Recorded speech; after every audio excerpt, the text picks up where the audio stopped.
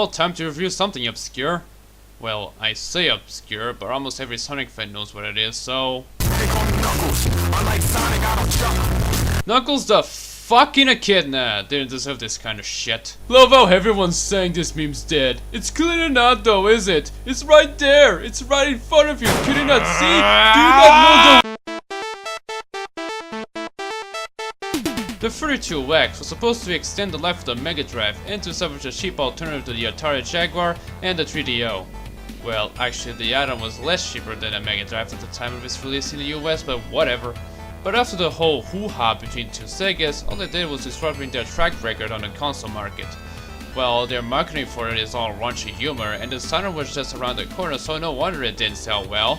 Mommy, what are those 2-second machines doing? They're fucking up their reputation, dear. I want you to stop! Needless to say, he had a few good games that comes to mind, like Virtual Racing Deluxe, Tempo, Force of Afterburner and Space Harrier, and Calibri.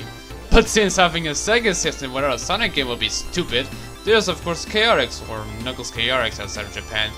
Why couldn't they just call it Chaotix and Knuckles? You saw nothing!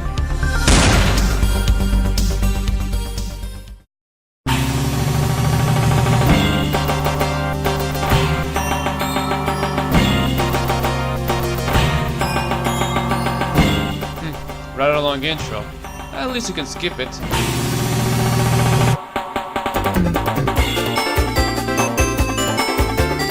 Now, the title screen might tell you that, honestly I don't know.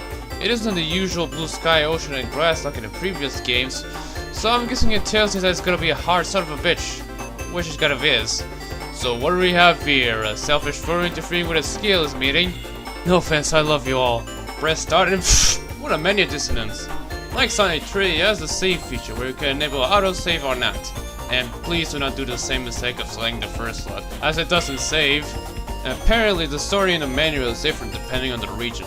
Japan, a new island has been immersed, so Knuckles and his friends decided to discover, only for Eggman to invade before them and turn into a theme park. Overseas, Knuckles and his friends are preparing a theme park, only for Robotnik to invade it and claim as is. Fucking translations. Isolated Island! Look how Curflin Shuford it is! Look how, hang on a second. Hello? Do that again and I'll fucking shock you to death! Hello? So, Knuckles is just strolling around until he notices a commotion where Eggman traps someone in a container. As he rescues him, Robotnik escapes with Metal Sonic. Man, only the add-ons and the handhelds have that guy in the Mega Drive era. The game has a tutorial afterwards, and you get to learn the basics and the new moves it has. It's a good tool for newbies, although I seem to have difficulty at level 2. Even if I try succeeding, it keeps telling me to do it again. When's the right time, damn it? So yeah, in case you're wondering, you're forced to use this thingamajig and get along with a partner for almost the entirety of the game. You'll be to hold your partner as an alternative for the spin dash and also for these button pressing punch, which are rare, or to carry and then throw, which I rarely use it. A is for regrouping, which costs 10 rings. Even if you don't have any, it doesn't matter, it will go down to negative digits. That's something you don't see every day. What I hate about this game is that it can cause weird physics when you try using a bounce pad. Why am I forced to use these things anyway? Can't wait to see someone ask that question when reviewing Sonic Drift. After 4 practice levels, you get to choose from a selection of 5 critters.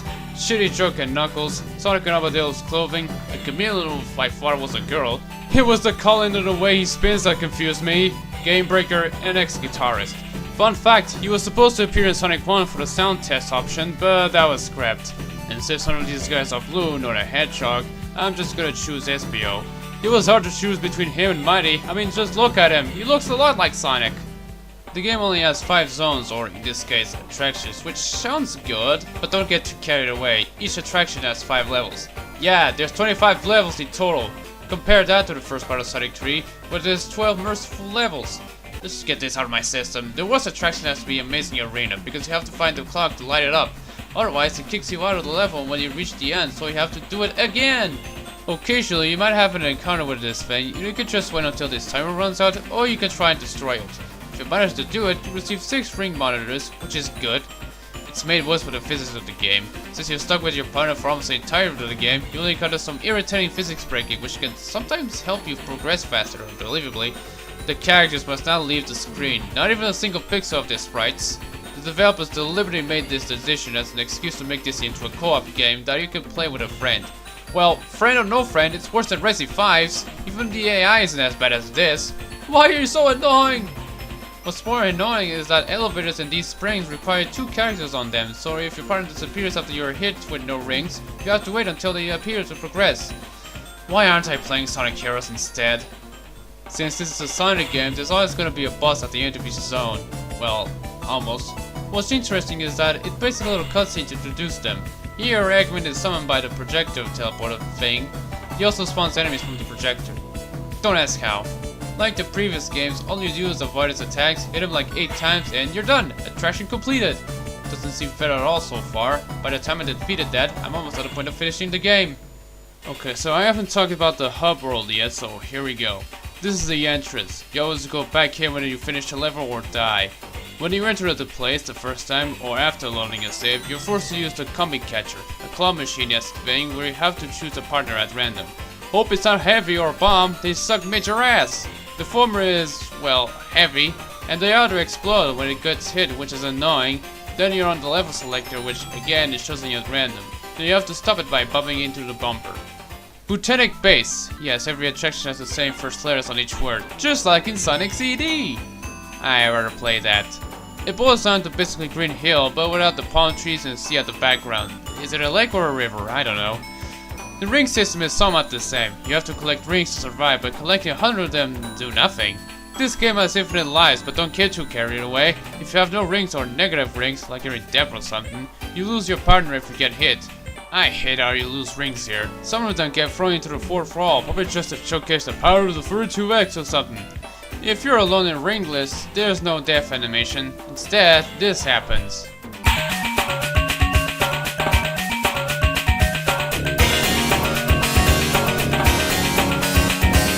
Like in Sonic 1, collecting 50 rings will grant you access to the special stages, where you, let me guess, collect blue balls? Is anyone getting tired of them?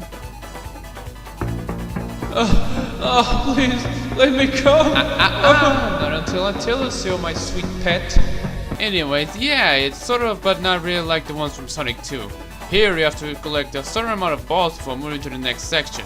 They're super staged, and besides the sprites, they're fully 3D, so you can move wherever you want as long as you're going forwards.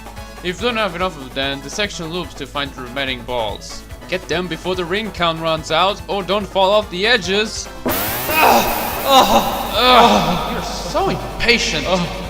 The timer is determined by the amount of rings you've collected in a level, and you earn more time by, what else? Collect rings. Speaking of which, instead of Chaos Emeralds, you must get 6 Chaos Rings. Oh yes, the second onion rings, as listen for Torush. The camera is the main issue here. It's locked to the sprite of course, and it can get disorienting with the hard stages of these hills. You don't know what's gonna get you. And how come the ones over the required don't carry over to the next section? If you get all the Chaos Rings, you can still play them, but they are gonna be wireframed. There's also these big rings hidden where they lead you to the bonus stages, which is basically hitting boxes to win points and rings. There are even item boxes that are unique to them, like the claw one and the thing with the dots and the S on it. What the claw does is you can choose your partner more easily by actually giving you a choice. And this thing makes the level selector slow way down, and hitting the bumper instantly chooses the level it's sliding. There's also speed changers, ring stealers, and bounce pads. Am I falling down? For the boss, your partner gets trapped into a pendulum thing, and you must hit Robotnik while he's not executing himself. It's unique and fair, to say the least. Techno Tower, it's mostly climbing challenges, and if you mess around with the wonky physics, you might finish a level in less than a minute. In fact, the level layouts aren't horizontal like the usual. They're almost all vertical, so be prepared for vertical switchbacks and jumping through platforms a lot. Sometimes they're kinda mazy, as in, I don't know where the fuck should I go! Again, this game has 5 zones and 5 stages each, which is just absurd. I'm used to having at least 2 stages per zone. Maybe they made it that way so that it can have some replay value with the level order, the characters, and partner combinations, but come on! After 2 levels of the same zone, you might get bored of playing them. Is that a day for night shot? Oh, it's just sand. The game also has different times of day, and it changes every 2 levels you play, from morning to night. It doesn't just change the aesthetic, it also changes the difficulty somewhat, like placement of enemies and such. Basically, it's like me putting makeup and go all kinky and shit. You know what? I can dig this! but there's something missing. Nothing like strolling around Hot Topic to look edgy while reviewing a Sonic game.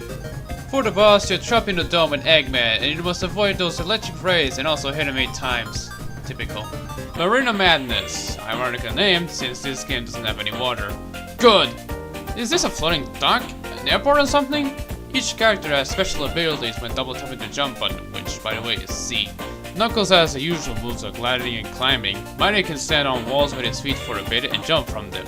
You can use it to climb by jumping repeatedly, like so. Victor can climb like Knuckles, but can also dash in 4 directions. Charmy can't jump but can dash around in all 8 directions, and it doesn't seem to time it or something. Basically, it's OP as fuck.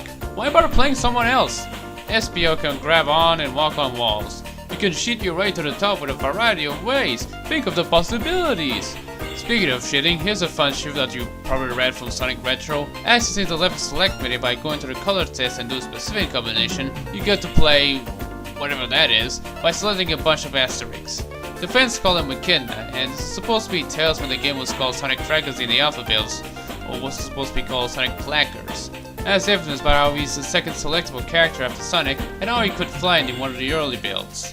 Oh, and you can also play as Heavy or Bomb. Why would you? When you approach the boss zone, something comes up from the sea, and it's Robotnik in a rather pathetically easy battle. Basically, avoid the mystified screens around him and hit it a bunch of times. Meh. Speed Slider, it's all about speed. Mostly. For item boxes, you have the usual ones like 10 rings, invisibility, shield, and speed shoes, but you also have new ones like the grow and shrink boxes, where they can make your jump and dash higher or lower respectively. The combine box, which of course combines all the rings you lost into one big ring to save some hassle. The character swapper and the character changer, which switches to a different one every few seconds if you don't hit it. Just be wary of the metal ones. Speaking of which, the enemies, like most of the previous games, are unique looking to each zone to stand out, although there are a few of them listed from Sonic CD, like these mosquitoes and butterfly badniks. Most of them are the usual get hit loose rings ones, but then there's ones that are kind of bullshit, like this arrow lock-on thing that happens in Techno Tower. What the heck? Weird how they don't drop animals when you hit them. Instead, it's just a ring that you can't collect. I guess Eggman went vegan after Sonic 3. For the zone's boss, the carousel is sent into the air and you must hit the bumper to defeat Robotnik. At first I thought my control fucked up since I keep going right on the ground, but it's actually supposed to be that way. Please don't fuck with me again, game. You fucked me once when faking a game freeze at Techno Tower. So after you finish all the attractions, you get to visit the hub for the last time. Well, if it isn't Metal Sonic. Like Sonic CD, it isn't the conventional hitting stage. Here you must get the light to go to the X to destroy the screens 4 times. Hitting one of the numbered ones will trigger a trap. It's kind of tiresome, even with Charmy. Not to mention that the speed when hitting the bumper changes on each screen hit. After that, Metal Sonic goes down, so Robotnik grabs the big ring to make him turn into Metal Sonic Kai. Well, that was abrupt. The final boss comes in 3 stages. Hit his left arm 4 times, hit his right arm 8 times, and hit his chest several times. It's quite a bit challenging on the final stage, really. If you die, you have to do the Metal Sonic boss all over again. Ugh. Let's talk about presentation. It looks beautiful. It's really colorful, especially in some of the night stages. Sega properly pushed the add-ons capabilities to the limits. With sprite scaling, 3D stages, the background movement, it looks so gorgeous. What I don't like is when you hit one of the scaling monitors, it can make you look like a pixelated mess, but that's just a minor nitpick. The art is also great, especially the music. I like Dory Into Summer for Isolated Island, but Evening Star has to be my favorite.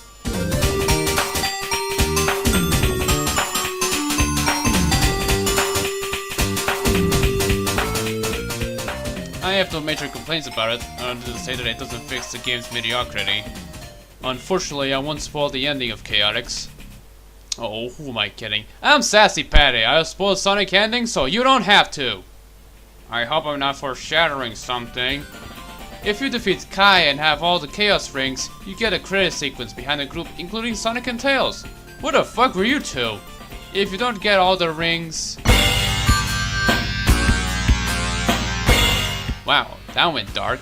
At least it's a better bad ending than the previous games and possibly the entirety of Shadow the Hedgehog. So that was Chaotix, and my overall opinion? Mediocre. It's pretty to look at, but the gimmick breaks the game for me, not to mention how kind of easy and incomplete it is. Look at the main menu for instance. And this seems a lot like Sonic CD, you know? The only Sonic game for a specific Mega Drive add-on, Metal Sonic is in it, slower pace than usual, fancy ass gimmick, only 6 Chaos thingies, 7 bosses, normal Metal Sonic is at the penultimate boss, something happened when you hunted for too long, Amy Rose, the only thing missing is different soundtracks depending on regions and the circle will be complete. Anyways, I will put Chaotix behind Sonic 1 on the list of Sonic games that I have reviewed, and I don't think I can recommend this. The only time it was ever released outside of the 32X was on some game rental service on a PC called GameTap before it was taken off, but that's about it. It was supposed to be on one of these compilations, but due to complications of emulating the system, it didn't make the cut. Well, that's over with. What's next on the agenda? In a moment! Sonic 3D Blast would have to wait. Police! Don't move! You're under arrest for choking an individual to death. I what? Disclaimer, you thought you were safe from these jokes? You poor child.